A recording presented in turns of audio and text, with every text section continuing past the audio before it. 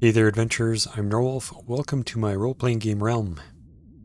So a few months back, I did a video highlighting the space opera RPG from Fantasy Games Unlimited. I'll put a link to that video on the screen and down in the notes below, in case you want to have a look. In that video, I went through all the books associated with space opera, from the core rule books to the various star sector atlases, adventures, and starship books. Today, I will do what I hope to be a short run through of creating a typical character. I'll go through some of the different character classes, rolling up personal characteristics, determining the planet of birth conditions, selecting the character's race, determining various other characteristics like height, weight, carrying capacity, damage factor, aka hit points, etc. Pick their employment, go through their benefits after employment, determining their skills, and if time allots, I will have maybe a quick look at some basic equipment that the character may start with. But a lot of that is going to be dependent on kind of the campaign and what the Space Master determines for the characters. So I'm actually going to use rather than using the original books that I've got, trying to preserve them a bit, I'm going to be using some photocopies of those books.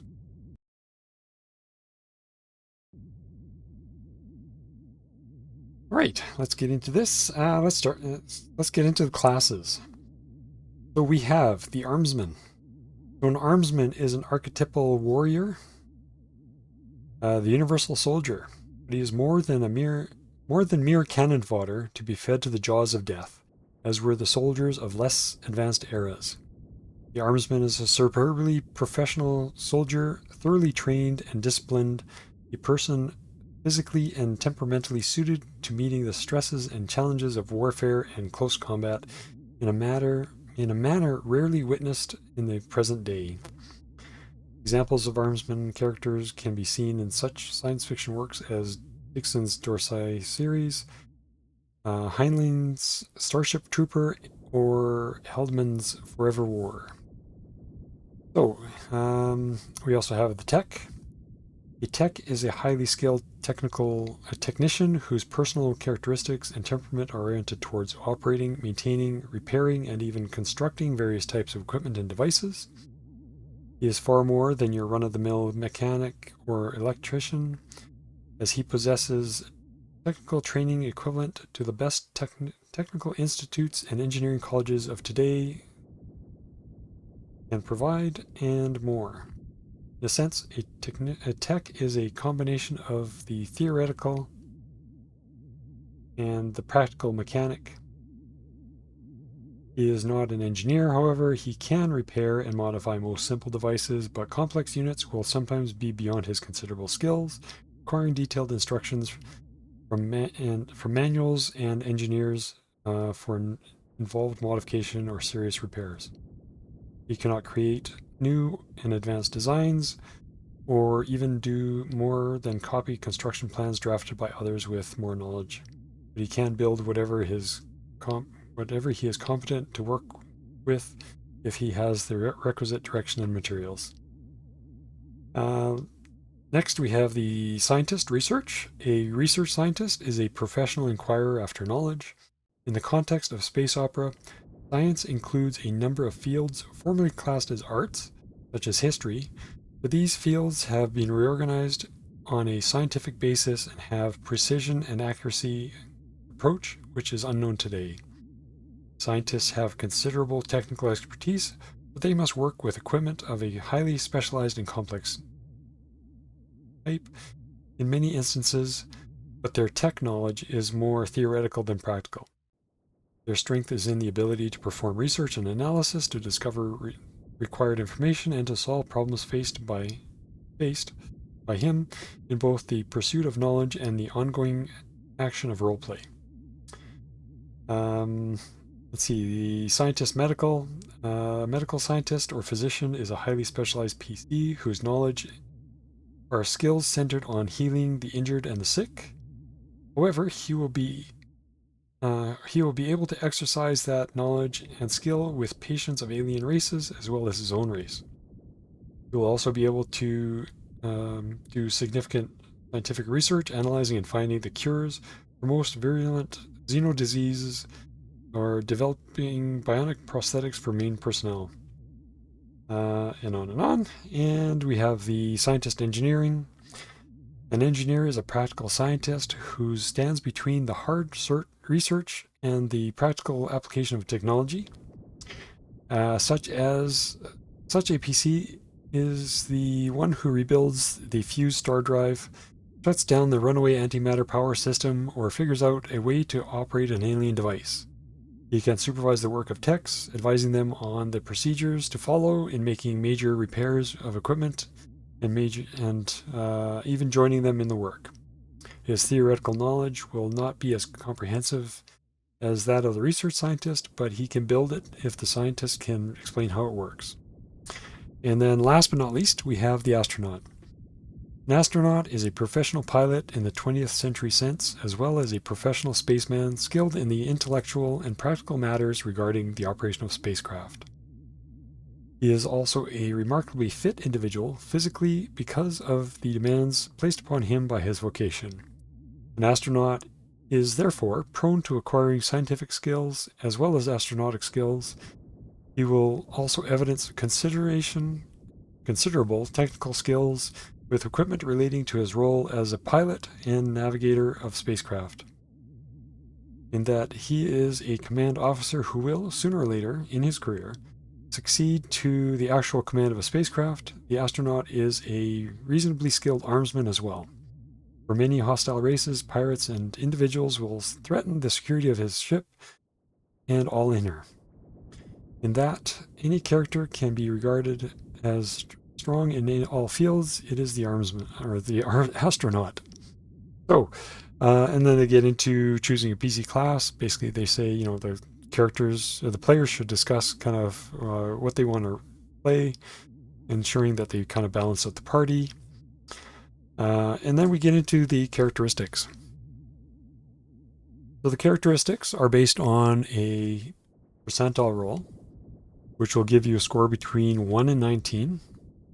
For characteristics, we have physique, strength, constitution, agility, dexterity, empathy, intelligence, psionics, intuition, bravery, leadership, and general technical aptitude, mechanical aptitude, and electrical aptitude. Probably far more characteristics than most people are used to. I'm sure that most people are more familiar with the 6 typical classical D&D characteristics, or even 3 or 4 characteristics, depending on what other role-playing games they've gotten into, or you've gotten into.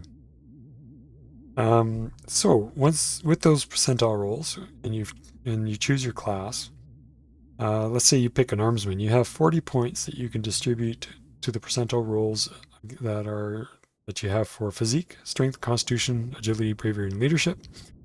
So if you rolled a 15, you can take one of the 40, make it a 16, and give yourself a 9 instead of an 8, or perhaps add 6 to that and get a 10 instead of an 8, and then you have 20 or 34 points left to distribute to other characteristics. So we'll get into rolling that right away here, and then after that we figure out their planet of birth, which also potentially has an effect on their skills or characteristics. So let's go on to onto the dice tray and start rolling. Oh, actually, before I get into that, so this is the classic character sheet that came in the box, the original Space Opera box. Blue paper, which is always a pleasure to try and photocopy. It's very much a character sheet that's lacking any sort of artistic flourish to it. There's a few other forms and things that came on the same blue paper, as well as a Starship data sheet and various tables related to Starship Nova gunfire. But as usual, I've taken that and made my own character sheet, which reflects the information that's on this single page. Just makes it a little bit more usable, readable, and including breaking out the skills in something that's a little bit more consumable. So we'll be filling this out here shortly, and let's get on to some rolling. Okay, let's see how we do on the rolls. This should be kind of interesting. I realize that the Space Opera book itself has got a lot of really fine print in it. I mean, even difficult to follow along with some of the reading, the way some of these, or lack of columns on some of these pages. So hopefully we can make do here, and you can follow along. So let's start with our percentile rolls. Maybe here is easier. So physique, our first roll is going to be a 43. And that gives us a 12. So the roll is 43. And we have a 12 so far. Our next is strength, 73. Gives us a 14. Oops. And our constitution, 61. Going to be a 14. And then we get into agility, 56. So you'll notice that if you can actually read that, the tables are kind of have a lean towards kind of the mid to higher numbers, not necessarily the highest numbers, but they do kind of keep you away to some extent from, the 1 through 8s for the most part. So anyways, 56, which is going to be 13. Dexterity, 54. And that's going to be a 12. Empathy, 27. That is going to give us a 9. And you consider empathy a bit of a dump stat as usual. 98 on intelligence. 8. That is going to give us an 18. On psionics. With psionics, you want either really low or really high. If you're really low, it means you're somewhat more immune to the psionics. And if you're really high, then your psionics is just that much better if you are an awakened psionics person. 74. That is going to be a 13.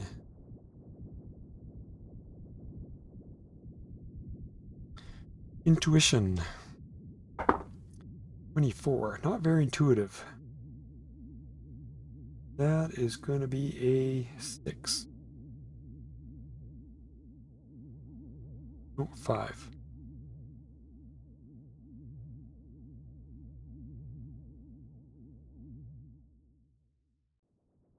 Then we have bravery. 34. Not the bravest person, but even then it comes out to a 12. And leadership, 64. That is going to be a 14. General technical aptitude, 46. Going to be 11. And 63 for Mech A. That's going to be a 13. And Leke. Ooh, 16. Not so good. A 7. Right, so the question is, what class should this person be? So basically the scores that you can increase are basically the scores that are probably important to that character. So an armsman, physique, strength, constitution, agility, bravery, leadership. Physique, so 12, 14, 14, 13, 12, and 14. For the tech, we have dexterity, which is 12. GTA, not the greatest tech with the 11, 13, 7. Research scientist, we're looking for intelligence, intuition, and GTA. Intelligence is great. Intuition kind of blows. He's got 35 points, so if he was to throw 35-ish, so that would be what, 59 into intuition? I wouldn't need to put 59 in, just get it to 51. That would give him a 10. That's marginal. Medical scientist, dex, intelligence, intuition, and weak on the dex, strong on the intelligence, very weak on the intuition.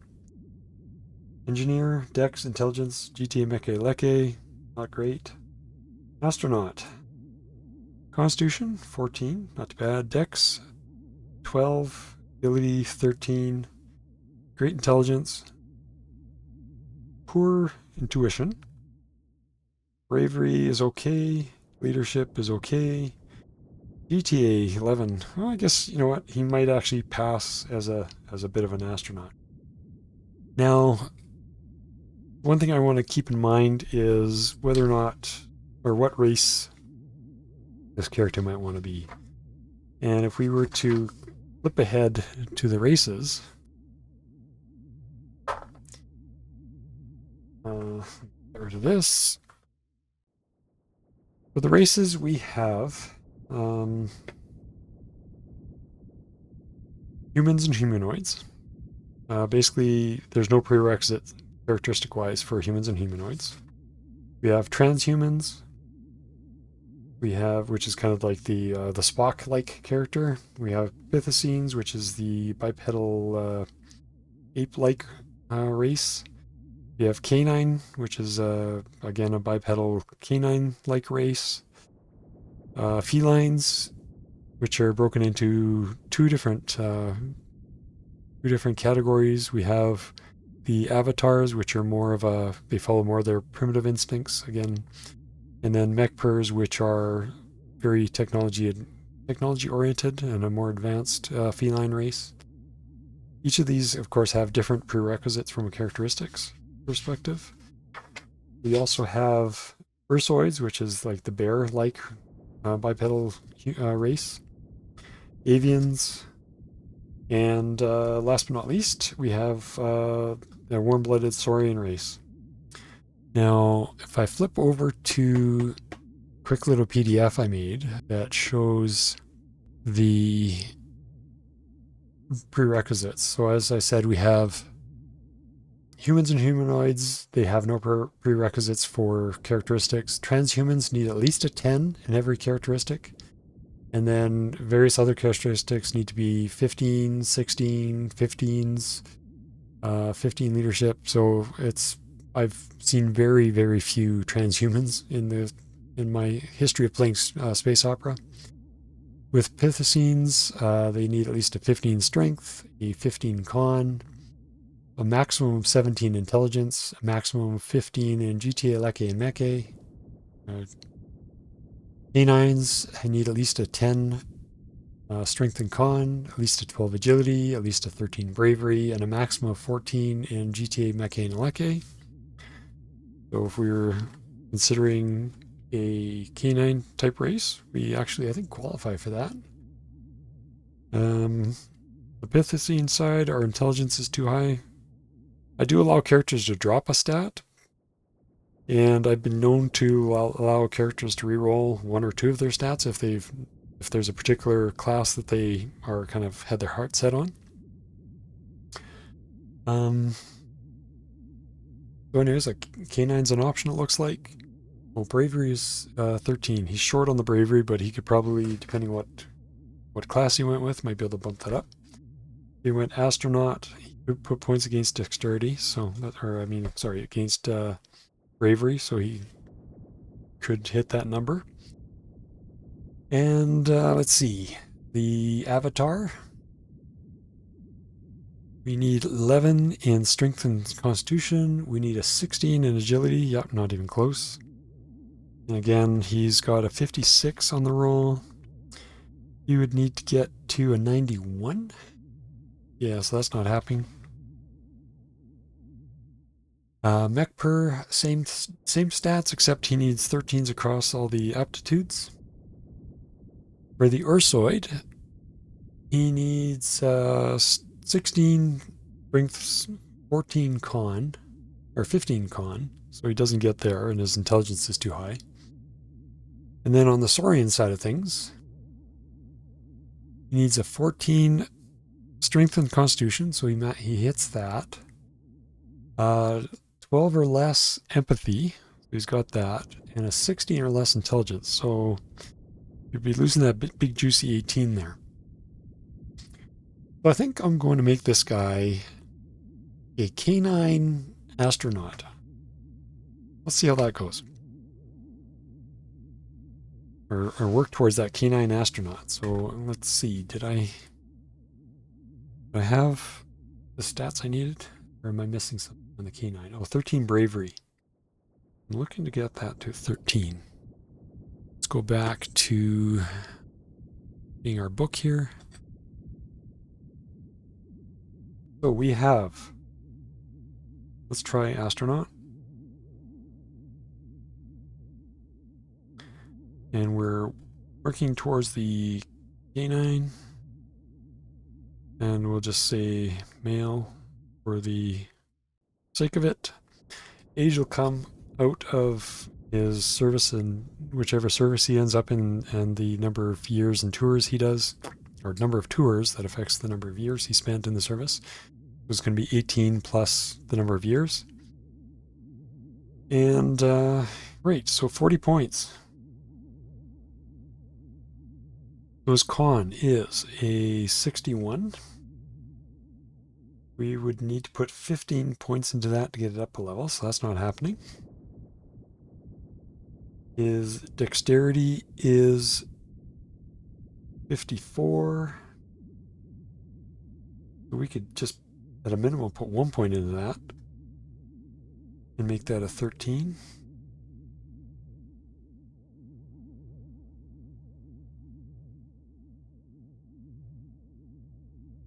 That's 39. Agility, we have a 56. We would need to put 10 points into that to get it to a 14. We'll keep that in mind. And let's see. Intelligence, currently a 98. We would need to put 7 points to get that to a 19. So you know what? Let's do that. Get that to a 19.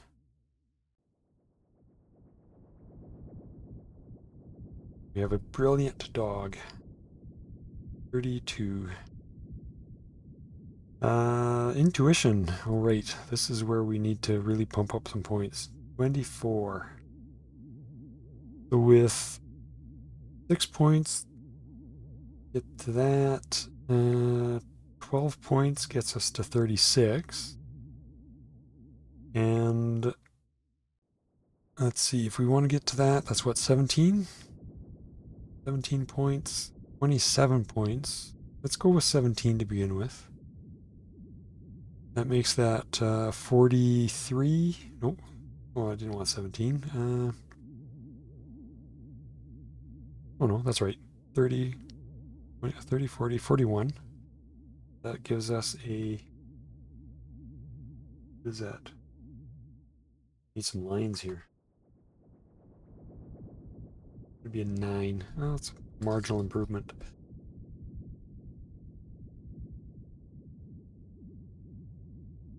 $17 off of 32 is going to be, what, 15?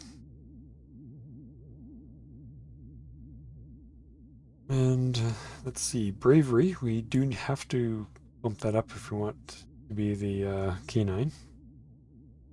And we need, oh, we need 13 points there. So 34. No, not 13. Let's say we need to get it to 30. That's going to be 41, which is going to be 7 more points there. So that becomes 13.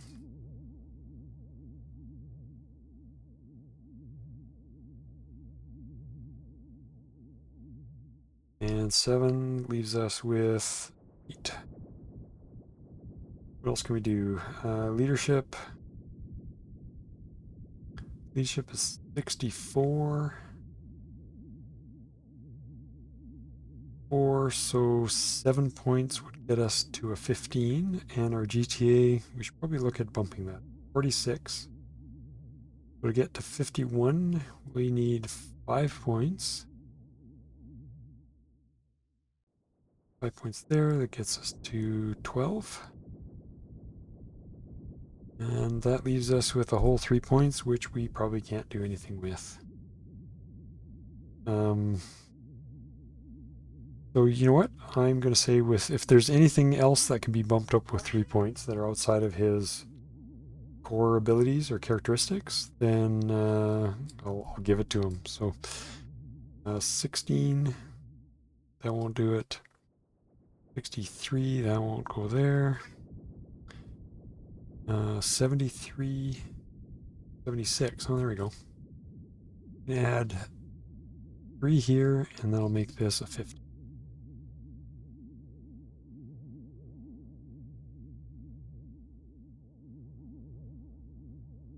And that uses up his last 3 points, I believe. So Constitution, 61. Agility, 56. Empathy, 27. Nope. And Psionics, 74. I guess I could have put 2 there and bumped up his Psionics to a 14. I'm sure he's going to get more use out of his strength than he will out of Psionics, which he probably won't be awakened. So, all right. So that is our characteristics. Next up is our planet of birth. So let's see if I can go onto one screen here. All right, so planetary gravity field. And this is a die 20 roll. So let's start with our first one here, a 20. Well, that's going on the extreme side. A PC is a native of a planet with a gravity field of 1.9 Gs to 2.5 Gs and is a superbly adapted, heavy planet dweller. He has a physique of -4 in size, but his body mass will be 120% of normal values for his height. The exceedingly high gravity field results in a minimum strength, stamina, and agility of 13. There is a 100% chance that 2 of these 3 characteristics will be +1 character's choice, and a 50% chance that the remaining characteristic is +1 as well. That's pretty wild. That's gravity is 1.9 to 2.5 Gs, and mass is going to be 120%. And we have -4 on his physique. So far his net score is going to be an 8 physique. His strength, stamina, agility need to be at least a 13. So strength, stamina. Oh, stamina. Stamina gets rolled, figured out down here somewhere. Stamina. So go to that. 13. And agility 13, which he's got. There is a 100% chance that 2 of these will be increased. I'm going to increase his strength and agility. So he will have a 17 and a 50% chance that his stamina is increased. 46, so he has a +1 on his stamina as well. Great. Let's see. Okay, so next up is his planetary atmosphere. Again, this is a die 20 roll. And we have a 9. 9 or 6? 9. No, that's a 6. Because the 9 has a dot beside it. So a 6. A 6 is going to be standard pressure atmosphere. Third.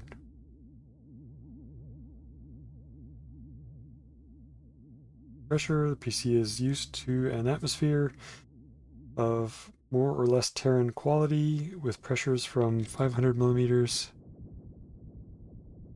to 1,000 millimeters. At sea level, his oxygen tolerance is 60 millimeters to 400 millimeters in the lungs. And actually, put a 8 in there. The 15.8 breathable atmosphere. Cool. All right, climate, and this is a percentile roll. The planetary climate may affect the PC's constitution score. Harsh conditions tend to produce hardier individuals, and PCs are assumed to spring from survivor stock. So let's see what we get here. 6. Well, that's exciting. Let's see, a 6. Type 1. Okay, so nothing too different. Standard Terran planet with conditions approximate to those on Terra.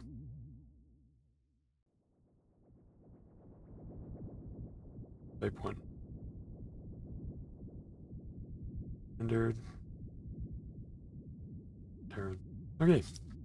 Well, that wasn't too exciting. So had we rolled something on the extreme side here, well, not extreme. So planetary type 1, Terran tundra planet.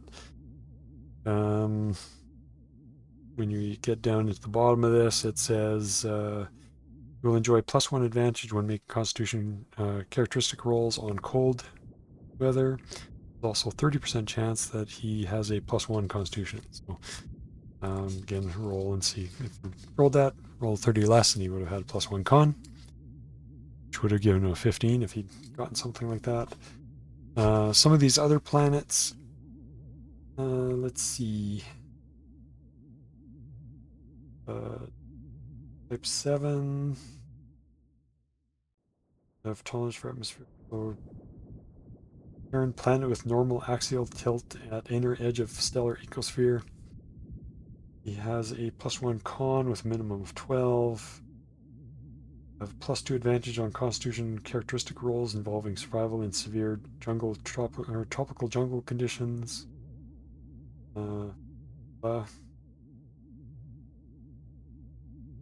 So yeah, and that basically takes care of the planet he came from.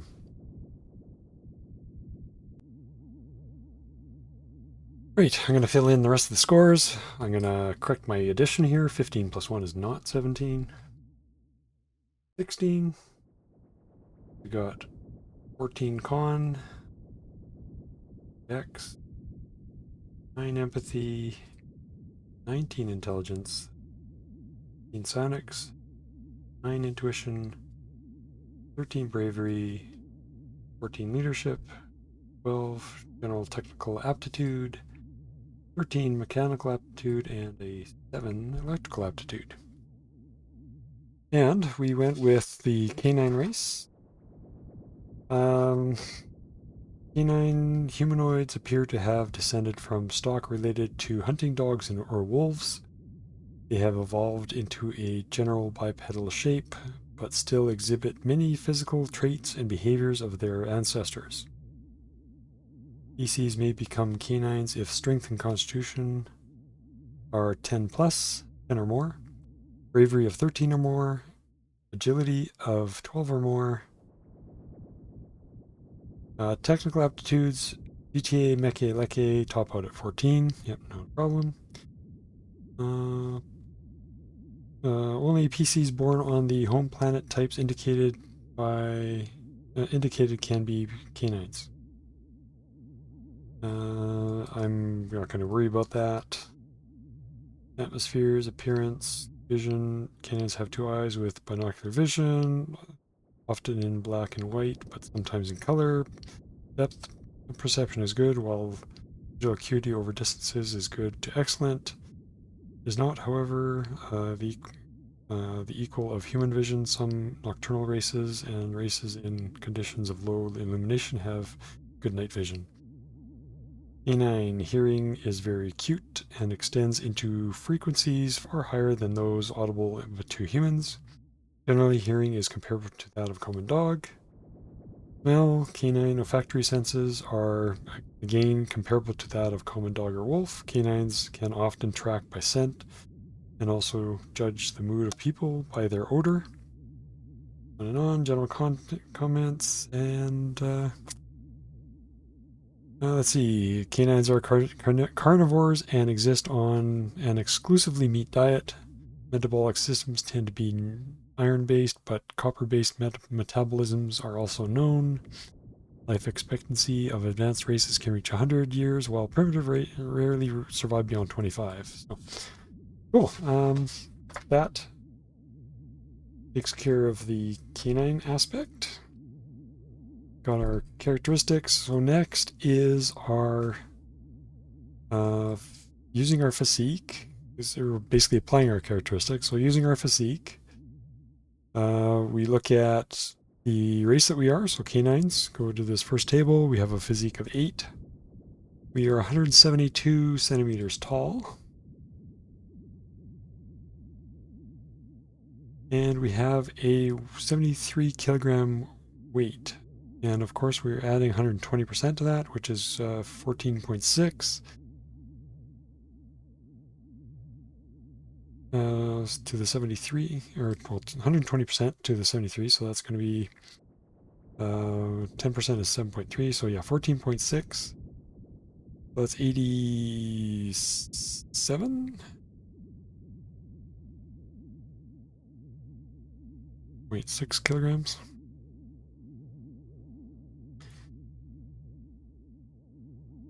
And then there's various and sundry use for characteristics from strength. It describes the strength, constitution, agility. If you're familiar with RPGs, most of these should be almost self-explanatory. Empathy is kind of interesting. So an empathy of empathy here, 9. So 9, empathetically average. If it was in the 1 to 6 range, empathetically, the character is a loner who keeps very much to himself. Players should regard such characters as ranging from antisocial to outright psychopathic. Or a 19, the character is an empath, highly sensitive to others and capable of projecting his own moods or reading those of others with a higher degree of success. Psi characteristic is a combination of active and passive manifestations of extraordinary mental powers. Right, so let's get into our carrying capacity. Our carrying capacity is determined by the physique, strength, and constitution scores divided by 3. That's going to be 38. So 12 something. I don't know if they say to roll things up or down, round things up or down. The result is then multiplied by his body mass times his racial factor. And canines, similar to humans, for 0.05. So physique, strength, con divided by 3 times the carrying capacity factor times the weight. His weight was 87. So let me calculate that quickly and I'll be right back. Right. After a quick calculation, we have a carrying capacity of 166. I'm just going to do round nearest there. It is 166.44, so 166 will do. Now, our light load is 1/7 of 166. Optimal load, 1/12 of that. I will fill these in, and again, pause momentarily here. Okay. So we have an optimal load, which is 1/12 of his carrying capacity at 13.8 kilograms. The light load, which is 1/7 his carrying capacity at 23.7. We have a moderate load of 41.5. We have a heavy load of 55.3, full load at 83, partly encumbered at 110.7, and fully encumbered at 132.8. Next up, our damage factor. Another handy-dandy calculation. So our physique, strength, and con, and mass. Weight. Divided by 10 times his multiplier, which is going to be canines 2.5, same as humans and humanoids. So let me calculate that quickly here and fill it in. Right, after quick calculation of his physique, strength and con, and weight or mass, divided by 10 times 2.5, we have 31 hit points, or 31 damage factor. Next up, we have, let's see, PC death. Shock resistance is equal to his con. So his con is 14, so his shock is going to be shock resistance. Oh, there it is. It's going to be 13. And his wound recovery rate, stamina, strength plus con times the multiplier. So canines have a 3. Move to humans. Strength and con can be 30. So 30 times 3 would be 90.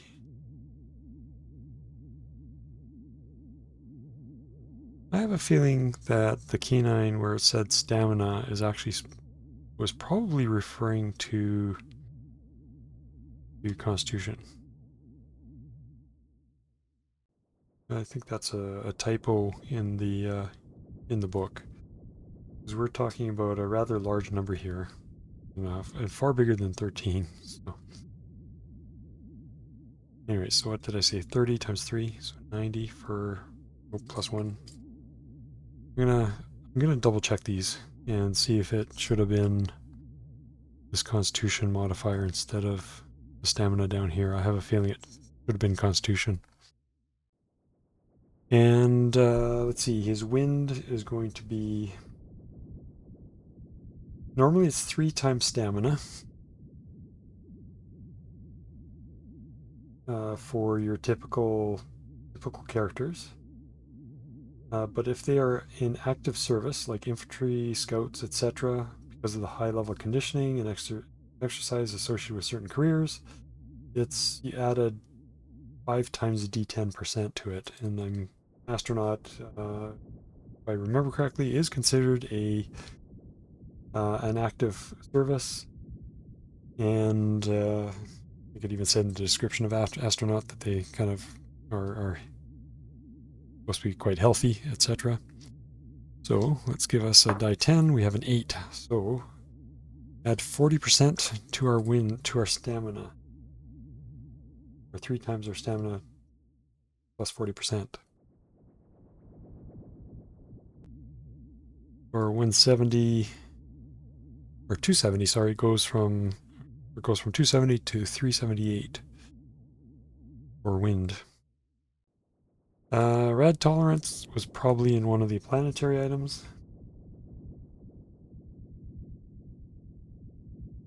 Movement, intelligence, intuition, bravery. Typically don't make characters roll bravery rolls. Surprise, handoff. I think that pretty much finishes our stats for the most part. Radiation tolerance, vision, hearing, smell, etc.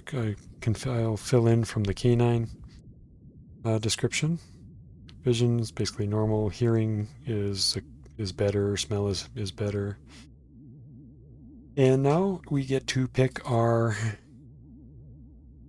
career that we want to go into. Right, so I went back and rechecked my numbers. I did decide that instead of stamina, that it's going to be constitution for that +1, so he now has a 15. Redid all the calculations, realized that I screwed up on the carrying capacity. I must have added the weight, or I mean the height instead of the weight. So his carrying capacity is now 57. Optimum load is 5, light is 8, water is 14, heavy is 19, fully loaded is 29 kilograms, partly encumbered is 38, and fully encumbered is 46. That should be fine. Damage factor is 32. Oops. Shock factor is 15. I had 13 in there before. It should have been a 14, but now with the +1, it's a 15. And let's see, what else changed? Stamina. Oh, stamina is now 93.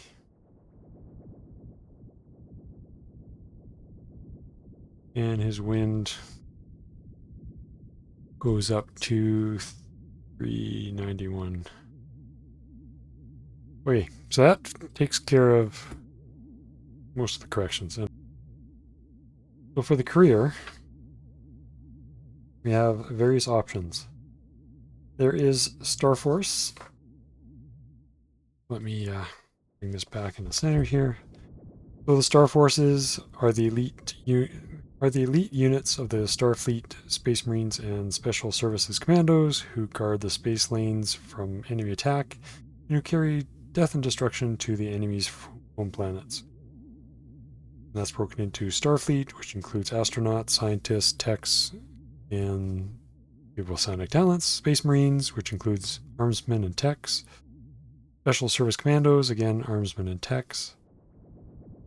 And then we get into the Star Force ranks, promotion, and pay. We'll get into the ranks and promotion once we actually pick a career. Let's see. Yeah. Then each of the various careers have prerequisites for stats, whether or not you can get into them. There is the Bureau of State Security, or BOSS. Is a parliamentary organization which combines the duties of such services as MI5, FBI, and KGB, and similar security institutions. For example, here, all applicants must have an intelligence of 11, intuition 12, strength and con of 10. Bureau of State Security is a powerful arm of the government, where it is charged with conducting counter-espionage and anti-sabotage investigations, suppressing revolutionary and terrorist organizations, and maintaining the security of the state in general. Next up is the Bureau of Intelligence, or BRINT. Is the intelligence gathering agency of the Star Force. Ranks and pay are as for Star Force officers in the Star Force, regardless of specialization, but only astronauts can actually command BRINT starships. BRINT operatives can expect to operate in enemy territory as spies and saboteurs, and may be required to organize and train resistance groups on planets occupied by the enemy. And a note here is that, here it is. BRINT is the impeccable foe of BOSS and delights in confounding the incursions of BOSS into military affairs.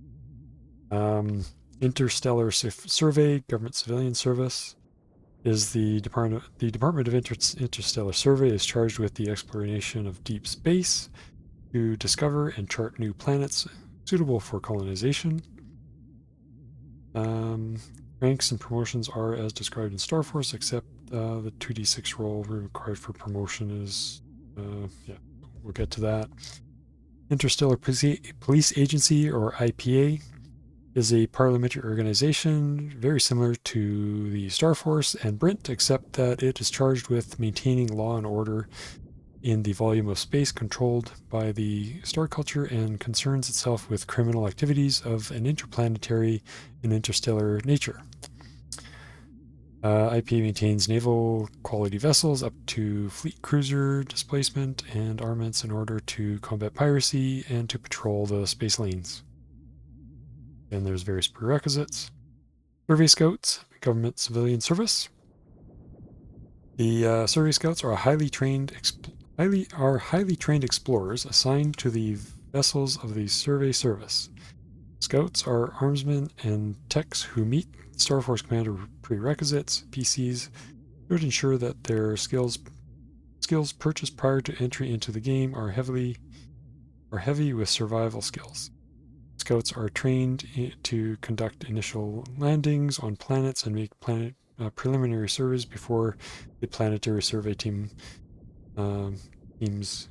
aboard the survey service starship are landed to conduct detailed analysis of the New World. Again, talk about promotions, whatnot. Contact Service and Diplomatic Corps. The Contact Service is a highly professional branch of the Diplomatic Corps. All first contact personnel are scientists with strong background in the social sciences, comparative cultures, linguistics, historical sciences, xenopsychology, or xenoecology. A contact service officer must have an empathy 12 plus, intelligence 14 plus, and intuition psionics 12 plus. Planetary Defense Force. The PDF is the future equivalent of the Army, Navy, and Air Force.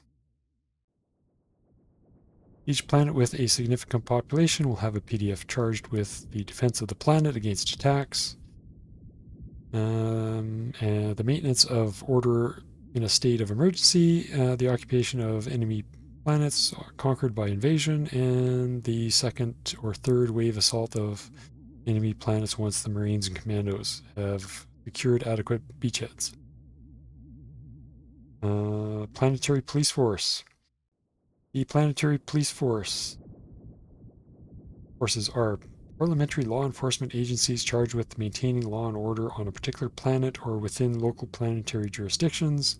Planetary police usually have no authority outside their jurisdiction and must depend on interstellar police agencies to pursue criminals escaping beyond the planetary boundaries.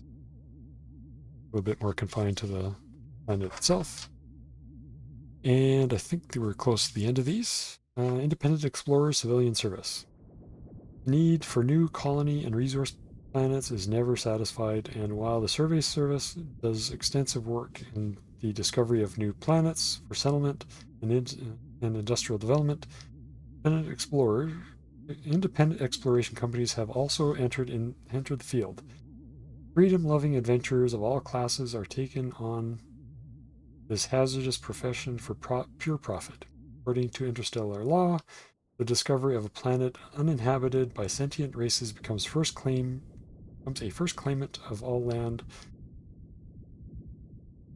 According to the interstellar law, the discoverer of a planet uninhabited by sentient races becomes first claimant of all land and resources on the planet.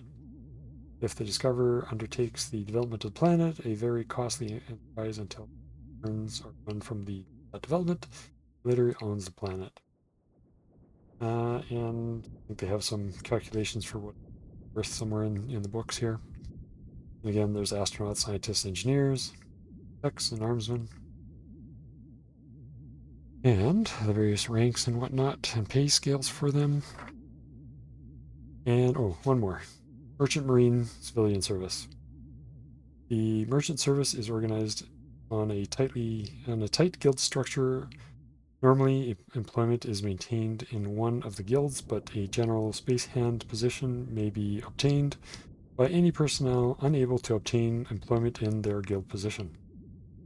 Most large vessels are owned by large corporations, blah, blah, blah. Astronauts, scientists, engineers, techs, armsmen, and any character with very strong expertise and general skills may be rolled a multi by the Star Master. A multi is a jack of all trades and generally fills positions aboard starships which require working with personnel such as a purser. Yet one more. Merchant companies. Contracted military service. Yeah, so the mercenaries are fighting men who have, for the most part, been released from regular forces. Mercenaries hire out their services to large interstellar corporations, to frontier planets that lack sufficient population to maintain a regular planetary defense force, and need professional stiffening of their citizen militias. And to independent merchants requiring a heavy guard for voyages into pirate or enemy-infested space. Again, here there's a lot of similarity. They follow a lot of the Star Force, Starfleet ranks and everything, except that some of the salaries can be notably higher, 150, 125%, depending what they're doing. So, think for simplicity's sake, I'm going to say that our astronaut here is going to join the Starfleet and become a Starfleet astronaut. He requires a strength of 10, which he has, constitution of 10, which he has, ability of 12, which he has, ability of at least 11, which he has, intelligence of at least 12, which he has, and a leadership of at least 12 and bravery of at least 13. PCs failing to meet these standards will not be accepted, so he's accepted. And what does that mean? So now we get into ranks and promotions. So pop back here and we find out how many terms, how many tours and years of service he's going to do.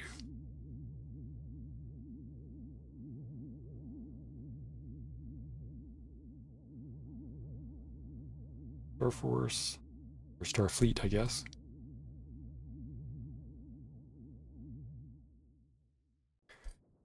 And we roll our die 20.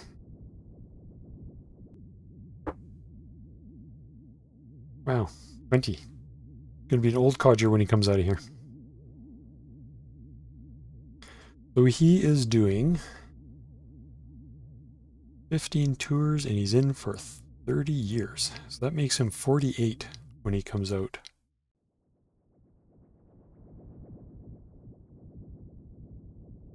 Guess he's not that old, but anyways. All right, now promotions.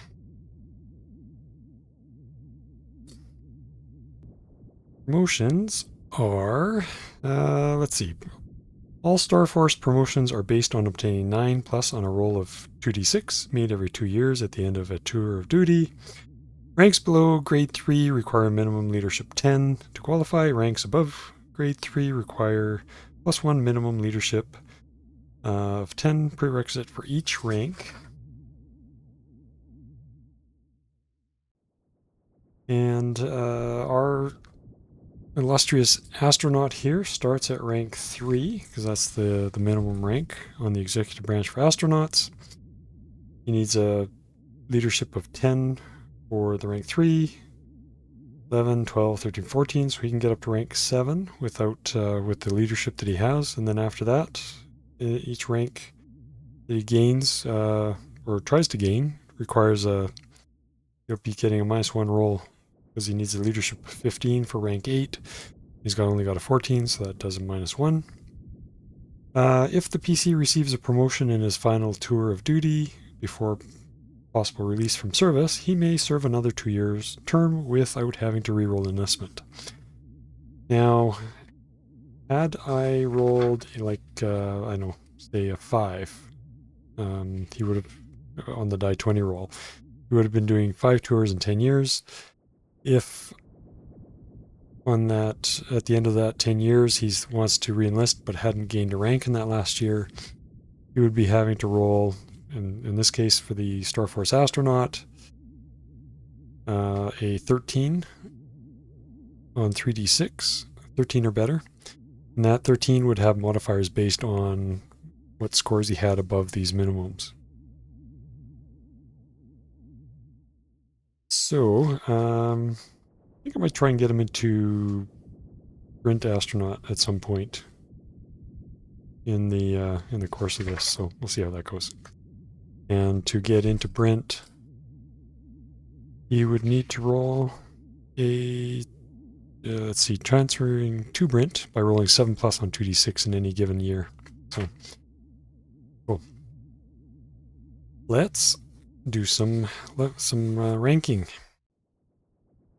So tours 1, 2, 3, 4, 5, 6, 7, 8, 9, 10, 11, 12, 13, 14, and 15. And he needs he starts out at rank 3. So in his first tour, he is not promoted. In his second tour, he is not promoted. In his third tour, he is not promoted. He is now rank 4. His 5th tour. Not. In the 6th one, he's going to try switching to Brint, and that's roll 7 or better, and he does, so he's in Brint. And his rank is rank 5. In his 7th tour, nothing. In his 8th tour, nothing. In his 9th tour, in his 10th tour, 9, so that's rank 6. So good. 11th tour, out. 12th tour, 9, that's a rank 7. And now he's at -1 to his roll. To get to rank 8, because he doesn't have the 15 leadership. So he needs a 10 plus. That is not a promotion. That's not a promotion. And that's not a promotion. So he made it to rank 7. And with rank 7, in the executive branch, he has a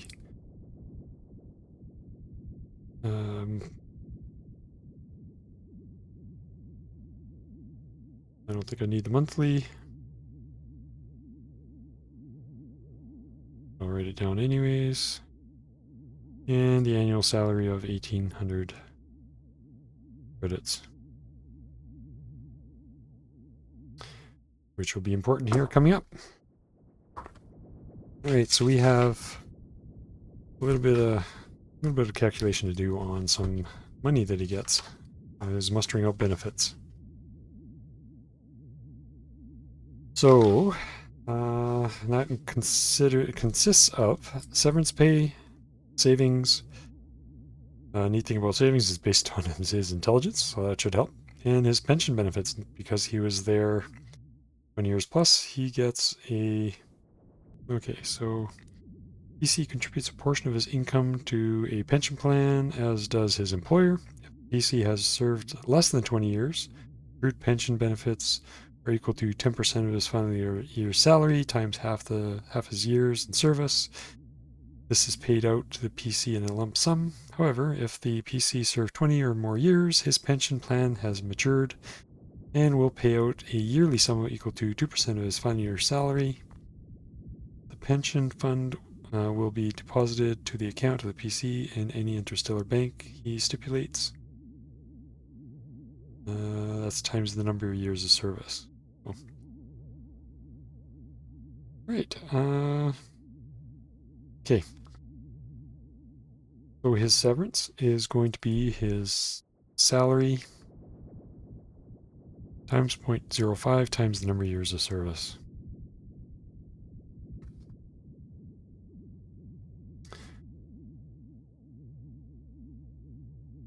And that will equal 2,700 credits. Severance is 2,700.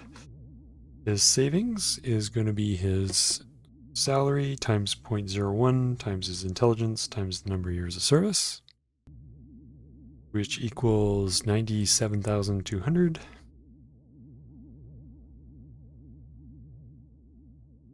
That's pretty good. That's one of the higher ones I've seen. And last but not least is his pension.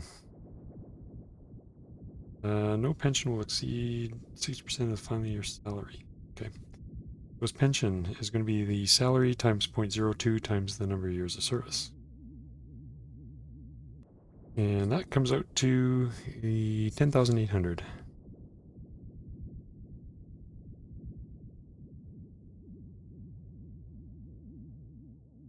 Per month. That finishes off our career component. Next up is the skills and PC knowledge. Actually, just before I jump into the skills and knowledge, I do want to comment on a couple of errata that I've marked from somewhere. I think there was a draft version of the Space Opera 2 rules that had corrected a few things. So if you notice, I've got a note in here under the pension benefits that it's times the number of years of service for the severance, or sorry, the pension that's matured and will be paid out in yearly, actually. So that was the other thing. It's 10,800 credits per year, not per month. But so that formula is for the PCs that have served 20 years or more. The pension is matured and will pay out a lump sum, or sorry, will pay out a yearly sum of equal to 2% of the final year salary times the number of years. That's missing from this text, but it is in some other text that I found. And then the other thing I'd mentioned, instead of using stamina in the atmosphere, I think it was atmosphere. Sorry, in the gravity, it is actually Constitution. So that I was right there too. So another piece of errata there is anywhere in here where it says stamina for the roll of 19, it's strength, stamina, agility. It's actually strength, constitution, and agility. And there's probably a few other corrections I've got along the way too, but if I'll try and remember to point those out when I come across them. I believe this no pension will exceed 60% of final year salary is also from the same errata that I found. A lot of my notes and comments in here are from years back when I was doing some space opera stuff. So again, catching back up with a game that I'm slowly getting back into that I haven't touched in a number of years, and it's a perfect opportunity here to get into that. So anyways, that is a couple of corrections and a couple of notes on errata.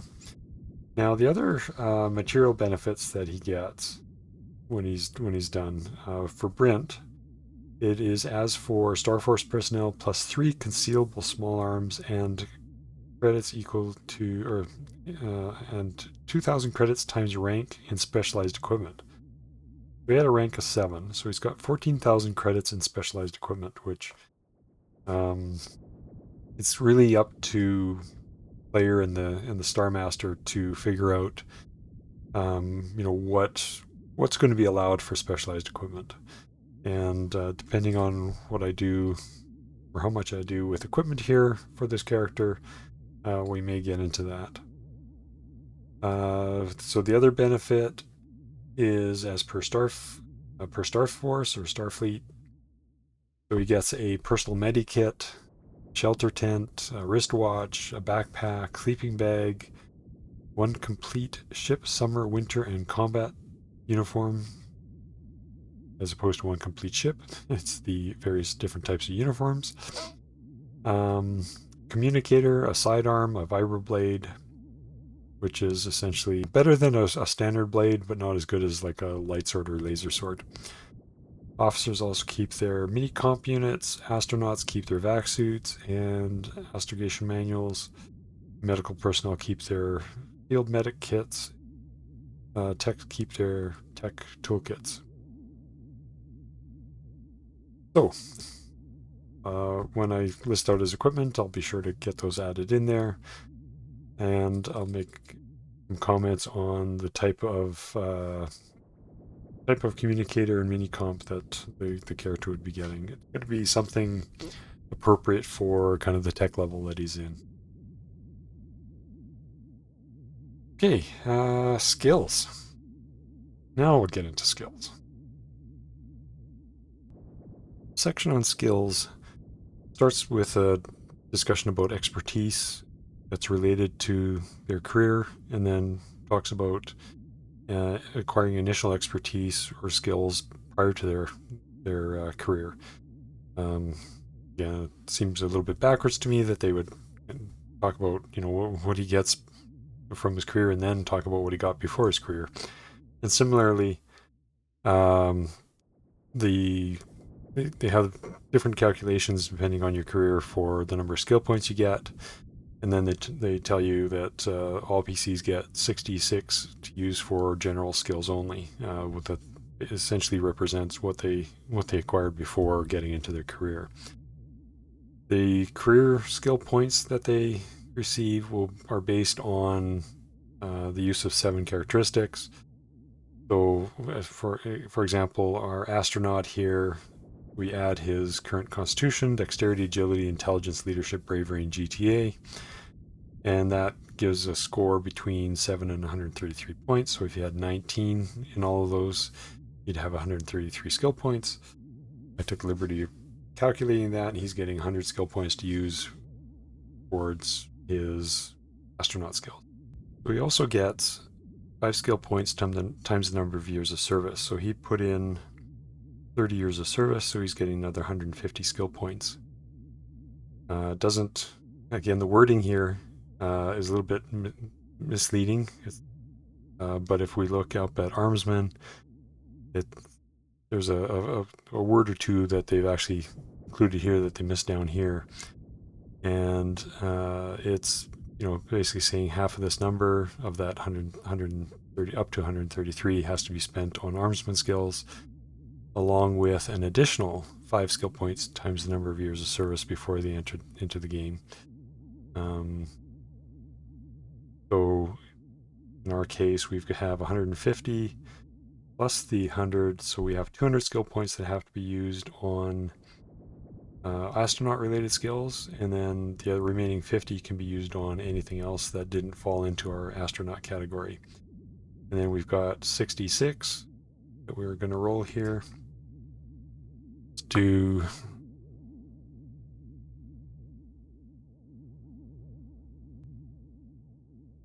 our 3d6 twice.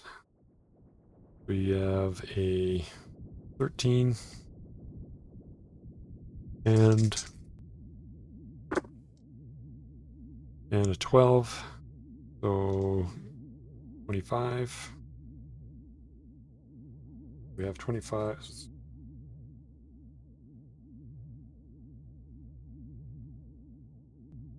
Now, so when we look at, and then the following page just talks about learning skills within the game, whether it's through class, through other means.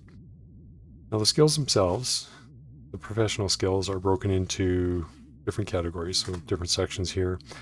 4.3 is scientific fields and skills, everything from physical sciences, life sciences, social sciences, medical sciences. Talks a little bit about scientific research. They've kind of inserted the rules in the middle of the skill section. Engineering, armsman training skills, everything from parachute assault to combat pilot atmosphere to space combat. Some of these would actually be relevant to the astronaut as well. The earlier comment about the astronaut needing to know how to defend his ship and things like that. Under the armsman skill, they also get into all the different types of weapons. The astronaut training, so shipboard procedures, space combat. Go see the armsman, basically. EVA, advanced EVA. And for a lot of these, you'll see that it has prerequisites.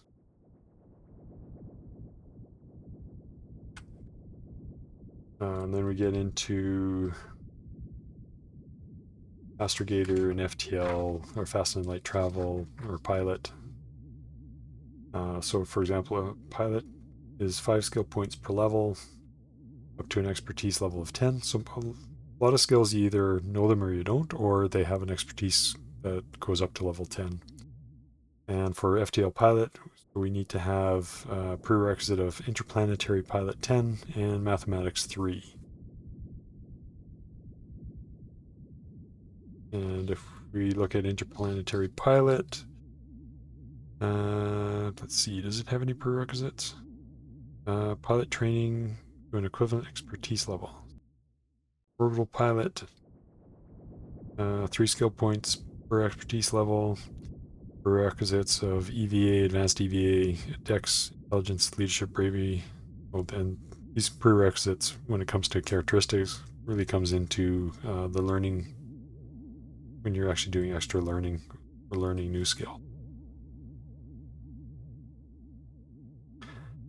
And then we get into the different technical skills from mechanical techs, electronics tech, power tech, star drive tech, armor,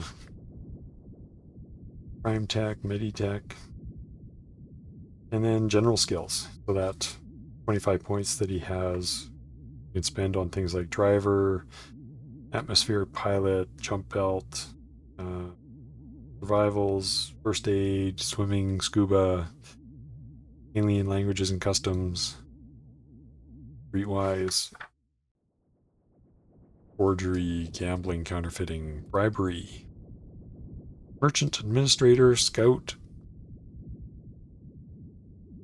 and then there's psionic talents, and I won't be covering psionics at all here, so that might be a future video if I'm inclined or there's some interest or something. So, okay, now what's the easiest way of doing skills here? I'm going to, I guess we'll start with the astronaut side of things. Makes sense. And dive into kind of working through our astronaut skill.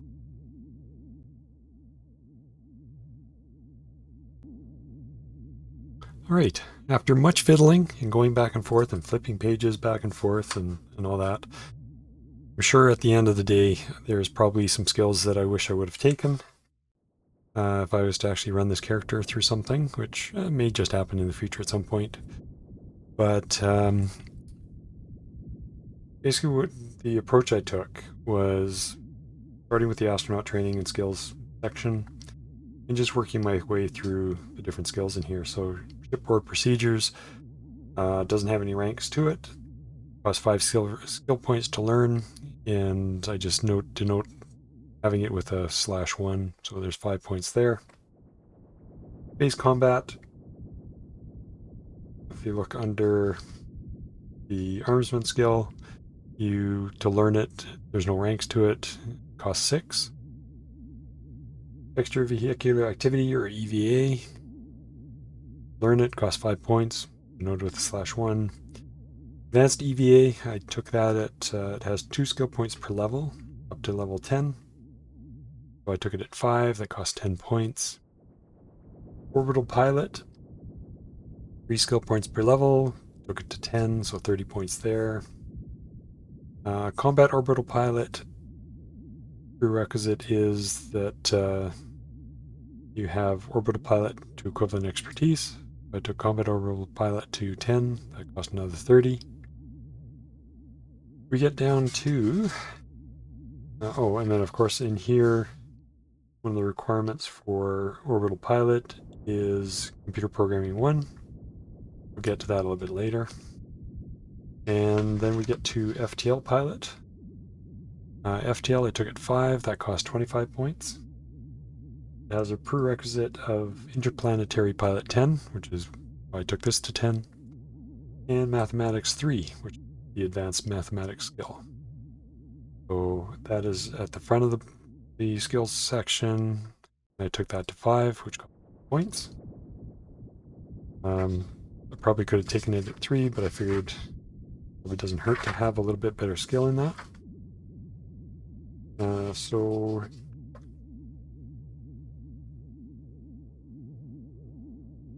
here is up to the beginning here. So general physics basically is a prerequisite for a lot of the skills like astronomy, nuclear physics, force field physics, etc. All the ones that have stars with them. Took general physics to 10 because it's probably a good skill to have. Advanced mathematics is 2 skill points per level. So as I said, I took the advanced math to 5, that's 10 points. Took astronomy to 10, or sorry, astronomy to 5, cost 15 points. And then we get back to the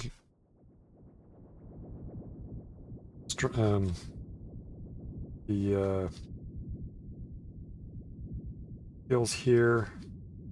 Astrogator took to level 5. Its prerequisite is mathematics 5 and astronomy 5. So that's why I bumped. Originally, I was going to take astronomy just to 4, bumped to 5, and computer programming 3. And again, I'll get to the whole computer programming piece shortly here. And what else is there? Starship Battle took to level 5. I'm not going to explain all these skills, but you can infer from the title of the skills generally kind of what the intent of the skill is. Like Starship Battle, I think it is, battling between starships. PC becomes an expert in the command of a spacecraft in a battle situation and may add his expertise to the combat probabilities and attack and subtract it from the enemy's combat probabilities. The PC in command is, of course, the starship captain, and who achieves command rank such as that he is qualified to be a starship captain must purchase. I thought, let's go for 5. So, what else here?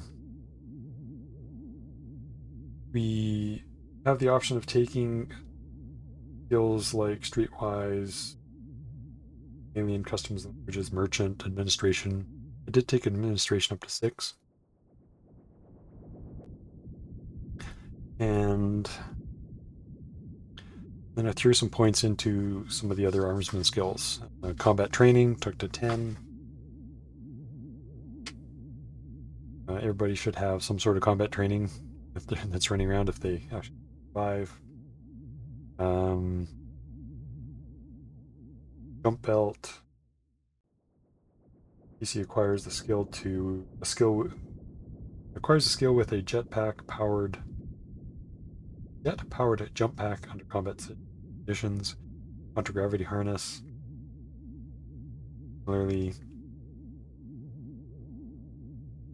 PC acquires skill with the contragravity belt under combat conditions. Trained personnel combat bonuses when flight. And what else here? So actually, let's talk about the computer. So the computer piece is, again, took just a little bit of hunting around. But under computer tech, there are the different marks of computer from mini computer through Mark 1 through Mark 10. And they're grouped.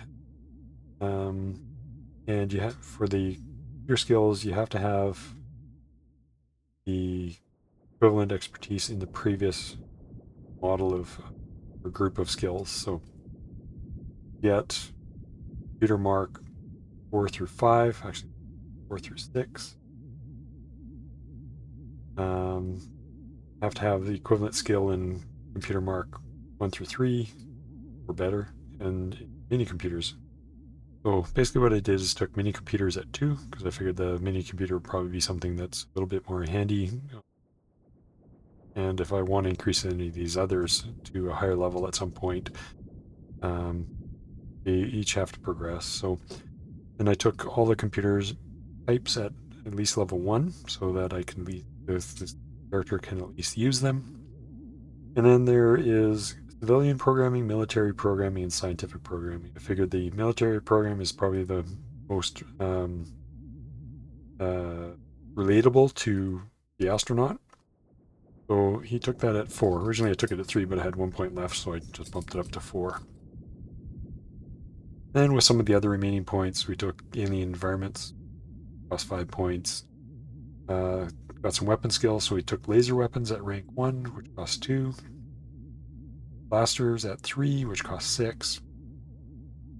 Arpo diff, which is basically weapon used to knock out robots, at level 2. again, potentially a handy skill to have. That costs 2 points. And then special weapons at rank 2, which costs 4 points. And just to kind of give you an idea of what some of the special weapons are, they are like slug guns, tangle pistols, dart pistols, rock darts, nerve pistols, that sort of thing. Blasters include blast pistols, blast carbines, blast rifles, blast machine gun, etc.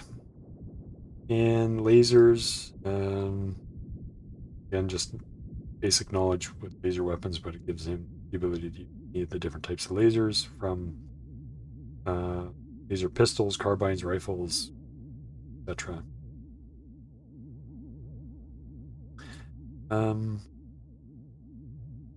I have I'm sure that there's probably another type of weapon that he probably should have taken in the way of something concealable.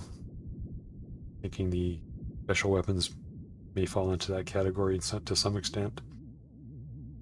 And that leaves us with general skills. Originally, I was thinking, well, he might take some piloting skills and things like that, but orbital pilot actually gives him skill with common planes like jets and all those kinds of things. So with orbital pilot costing 3 per level, I'm assuming that it's giving him the equivalent expertise of all the general piloting. So atmosphere pilot, that's single engine prop fixed wing, multi-engine prop fixed wing, helicopter, single engine jet, subsonic, multi-engine jet, subsonic, supersonic jet, single and multi-engine.